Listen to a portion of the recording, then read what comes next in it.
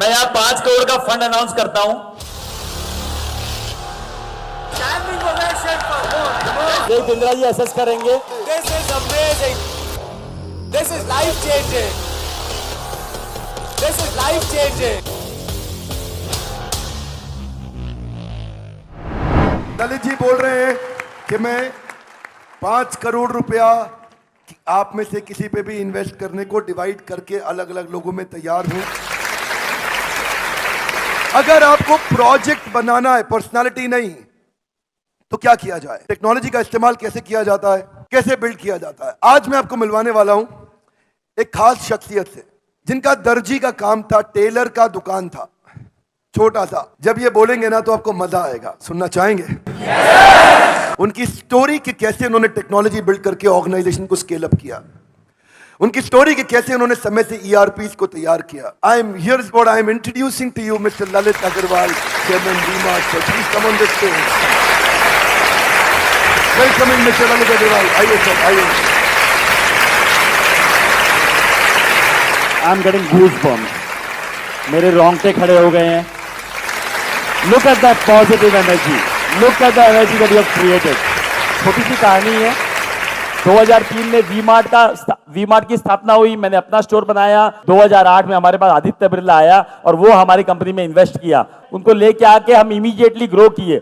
और जब ग्रो करते हैं तो गलतियां भी करते हैं। जब आपके पास पैसा आ जाता है, सिर चकराने भी लग जाता है, दिमाग के ऊपर कौवा बैठ जाता है।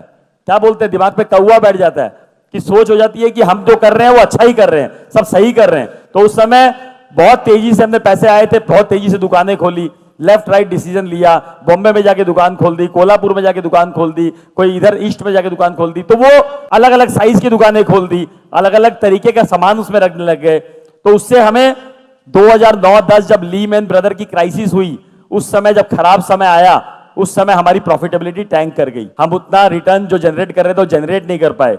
हमारे को रियलाइज हुआ सडनली 2010 में कि यार हम तो बहुत सारी गलतियां कर ली हैं। तो उस गलतियों को हमने बैठ के लिखा, हमने अपनी एक बोर्ड मीटिंग बुलाई, उस बोर्ड मीटिंग में हमने उसको चॉप डाउन किया। हमने 1 साल में 10 दुकानें बंद कर दी, 10 दुकानें बंद करी कि भैया कैसे भी हमें राइट डिसीजन पे आना है, राइट मॉडल पे आना है। और 10 दुकानें बंद करके हम लर्न किए कि हम क्या क्या नहीं करेंगे, क्या क्या करेंगे वो हमने सीख लिया। अब क्या क्या नहीं करेंगे उसके भी स्टेप्स बनाए कि हम ये नहीं करेंगे। जितनी हमारी पहुंच है वहीं तक दुकान खोलेंगे, जितनी बड़ी दुकान चला सकते हैं उतनी ही बड़ी खोजेंगे, जितना पैसा लगा सकते हैं उतना ही लेंगे, उससे ज्यादा उधार पे लेंगे ही नहीं। हमने ये थॉट बनाया कि हम छोटे शहरों में जाएंगे, तो कैसे इसको कन्वर्ट किया जाए, कैसे छोटी शहर में दुकान खोला जाए, वहां के लॉ एंड ऑर्डर सिचुएशन को कैसे डील किया जाए, वहां तक माल कैसे पहुंचाया जाए, वहां मैनेजमेंट कैसे हैंडल किया जाए। ये सोच में आया कि मैनेज कैसे करेंगे, कर तो लेंगे इतनी दूर के शहर में, कौन चलाएगा उस दुकान को, कौन बनाएगा वहां पर, कैसे प्रॉपर्टी मिलेगी, कैसे हिसाब रखा जाएगा, कैसे इन्वेंट्री मेंटेन होगी, कैसे पता लगेगा ग्राहक को क्या चाहिए, कैसे पता लगेगा क्या माल वहां पड़ा हुआ है, कितना चोरी हो गया, कितना बिक गया, कितना पड़ा है, कितना बेचना है।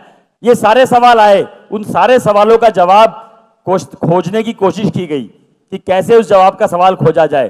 तभी एक दिमाग में आया कि नया नया ERP वर्ड आया था, नया नया टेक्नोलॉजी का वर्ड आया था। और उसी समय हमने एक ERP वेंडर से बात करी, उसको समझा। वो छोटा सा एक सॉफ्टवेयर बनाता था, उसी को समझ के उसी को हमने इंप्लीमेंट करने की कोशिश करी और उसको हमने उसी समय इंप्लीमेंट कर दिया। जब इंप्लीमेंट कर दिया तो हमारे पास वो थॉट प्रोसेस आ गई कि यार टेक्नोलॉजी से हम कम से कम देख तो सकते हैं कि कौन सा माल कहां बिका, कौन सा माल की कहां जरूरत है, कौन सा माल कितना स्टॉक में पड़ा हुआ है। उससे बहुत कुछ, शायद ERP से और भी बहुत कुछ जो फायदा हुआ कि कितने वेंडर ने क्या माल दिया, उसका कितना पेमेंट हुआ, उसका माल कितना बिका, कितना हिसाब पूरा बराबर मिल गया। तो सबसे पहली शुरुआत वहां से ERP से हुई और हमने छोटे शहर में पेनिट्रेट किया और छोटे शहर ने हमें इतना रिवॉर्ड किया क्योंकि इतनी बड़ी जनता है जो कि आप हर कोई चाहता है कि अच्छा दिखे, अच्छा पहने, अच्छे से रहें और अच्छे अपने बच्चे को और परिवार को देखें। तो हर कोई चाहता है, लेकिन उसको अपने पॉकेट साइज में अगर मिल जाएगा तो वो लेना चाहेगा। ऐसा कोई रॉकेट साइंस नहीं है कि हमें रॉकेट बनाना है, हमें एक सिंपल काम करना है। अगर हम ध्यान से फोकसफुल करें तो काम हो जाएगा। क्वालिटी जो है पैसे डालने से नहीं बनती है, क्वालिटी खाली केयर, मेहनत और राइट नॉलेज से बन सकती है। Standing ovation, very large round of applause for Mr. Lalit Agarwal. Thank you, sir. एक तो क्वेश्चंस ले सकता हूं सर के साथ if he allows, उनको कहीं जाना था बट हाँ जी sir.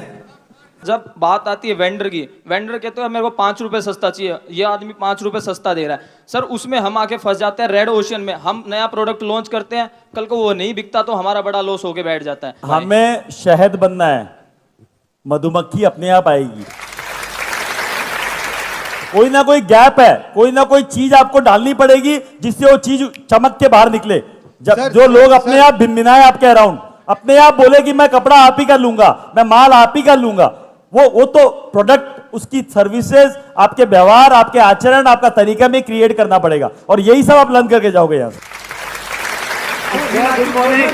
Good morning sir. Sir good morning. आपने कहा कि बोला कि अपने स्टाफ को आप छोड़ो, जैसे बच्चों को आप चलना छोड़ते हो, चलने के लिए छोड़ देते हो, तो जैसे जैसे हम जब भी स्टाफ पे पूरा ट्रस्ट करते हैं ना, स्टाफ कभी ना कभी धोखा दे देता है सर। कोई बात ऐसा भी नहीं, नहीं है, ऐसा भी नहीं है, कोई बात नहीं। गिरोगे, पड़ोगे, लगोगे, गाड़ी लेके निकलते हो, चलाते हो तो कभी ना कभी एक्सीडेंट होता है, कभी हल्का सा टच होता है, कभी बहुत बड़ा एक्सीडेंट होता है, तो गाड़ी चलाना बंद कर दोगे, गाड़ी में बैठना बंद कर दोगे।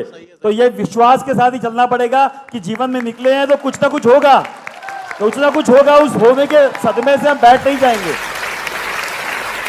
सर मेरा प्रॉब्लम भी स्टाफ से रिलेटेड है। वो लोग कहीं ना कहीं हमें बीच में छोड़ देते हैं कि हम लोग अकेले पड़ जाते हैं, वो लोग अपना 7-8 बजे चले जाते हैं। मेरा मैन्युफैक्चरिंग बिजनेस है तो हमें लोडिंग भी करवानी पड़ती है और हमें सब करना पड़ेगा। 10 बजे तक शुरुआत में सारे काम करने पड़ेंगे। 100 बार टेम्पो में बैठ के डिलीवरी देके आया हूं, 100 बार। मैं यहाँ 5 करोड़ का फंड अनाउंस करता हूं। This is amazing. This is life changing. This is life changing.